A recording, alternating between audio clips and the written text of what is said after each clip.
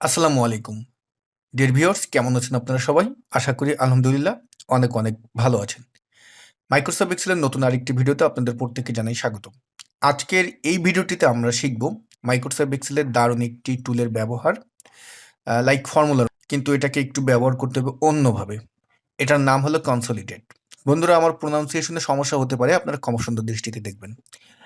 তা এটাকে আসলে কোন কাজের ক্ষেত্রে ব্যবহার করা হয় এবং কোথায় থাকে সেটা একটু আগে দেখি।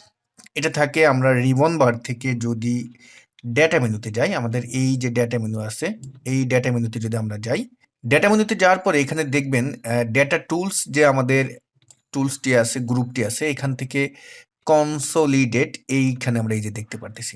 এটার ব্যবহার আজকে আমরা শিখব।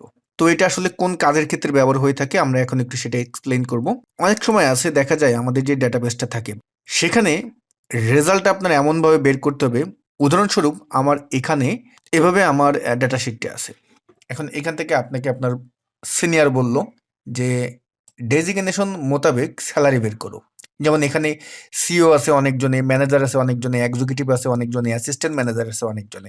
বলতেছে আপনাকে যে সিওর টোটাল কত স্যালারি বের করো, ম্যানেজারের কত স্যালারি বের করে, এক্সিকিউটিভের কত স্যালারি বের করে, মানে ডেজিগনেশন মোতাবেক স্যালারি বের করতে হবে এবং সেটা খুবই কম সময়ের ভিতরে।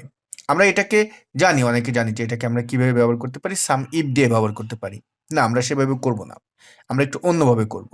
দেখেন সেটা কিভাবে করবে, কনসলিডেট এইটার মাধ্যমে। তো শুধু সাম না, আমরা অনেক কিছুই করতে পারবো কনসলিডেটের মাধ্যমে। তো মূল ভিডিওতে যাওয়ার আগে আপনাদেরকে একটি অ্যানাউন্সমেন্ট দিচ্ছি।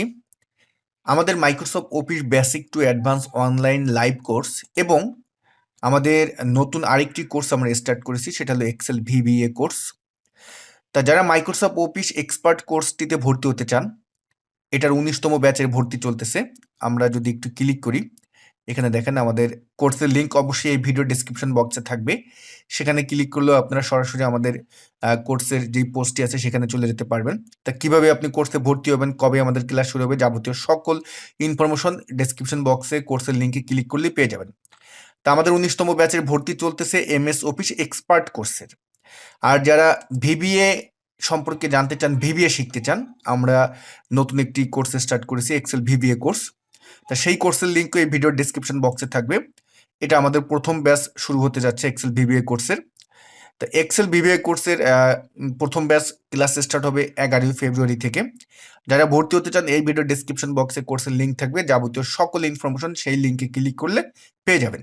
তো চলুন আমরা ভিডিওর মূল টপিকে চলে যাই। ভিউয়ার্স, আমরা রেজাল্টে চাচ্ছি ধরেন এই যে আমাদের E1 যে সেলটি আছে এখানে। এখানে ক্লিক করে আমরা চলে যাব ডেটা মেনুতে। সেখান থেকে কনসলিডেট যেই টুলটি আছে এখানে আমরা ক্লিক করব।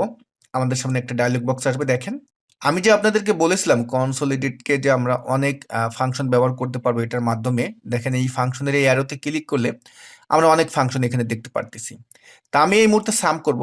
সামে ক্লিক করে এই যে রেফারেন্স যে বক্সটি আছে এখানে মাউসের কার্সার দিয়ে ক্লিক করে অ্যারোতে ক্লিক করব। রেফারেন্সটা কি? আপনি কার সাম করতে চাচ্ছেন? আমি চাচ্ছি এই যে পদবি আছে, পদবির মাধ্যমে স্যালারি বের করতে চাচ্ছি, অর্থাৎ ডেজিগনেশন টু স্যালারি হলো আমার এইটার রেফারেন্স। এটাই ক্লিক করলাম, এই অ্যারোতে ক্লিক করেন। এখন রেফারেন্সটা আমরা designation to salary top to bottom আমরা নিচ পর্যন্ত সিলেক্ট করে দিলাম। নিয়ে আমি আবার এই অ্যারোতে ক্লিক করলাম। তারপরে এখানে দেখেন অ্যাড নামে একটা মেনু আছে, আপনি অ্যাডে ক্লিক করবেন। এখন এখানে আসার পরে আমরা এভাবেই রাখি। ওকে, গুড। তারপরে আমরা এখানে এই যে ইউজ লেবেল চেঞ্জ, এটার কি? এটার কাজ হলো টপ। আমি টপ রো মোতাবেক আমার রেজাল্টটা চাচ্ছি। তারপর লেফট কলাম, হ্যাঁ লেফট কলাম মোতাবেক চাচ্ছি। এখন যদি আমি ওকে দিয়ে দিই, দেখেন আমার এখানে কিন্তু বের হয়ে গেল যে সিও কত টাকা স্যালারি, ম্যানেজারদের কত টাকা স্যালারি, এক্সিকিউটিভদের কত টাকা স্যালারি, অ্যাসিস্ট্যান্ট ম্যানেজারদের কত টাকা স্যালারি। আচ্ছা, এটা প্রমাণের জন্য এখন যদি আমরা এখানে একটু সাম ইফ ফর্মুলা ব্যবহার করি তাহলে হয়তো বা আরো ক্লিয়ার হব। ইকুয়াল দিলাম, এসইউএম সাম ইফকে কল করলাম। সাম ইফকে কল করে রেঞ্জ হলো আমার কি? ডেজিগনেশন। আমি ফুল ডেজিগনেশন কলামটা আমি সিলেক্ট করে দিলাম। আমরা উপরে গেলাম, কমা দিলাম।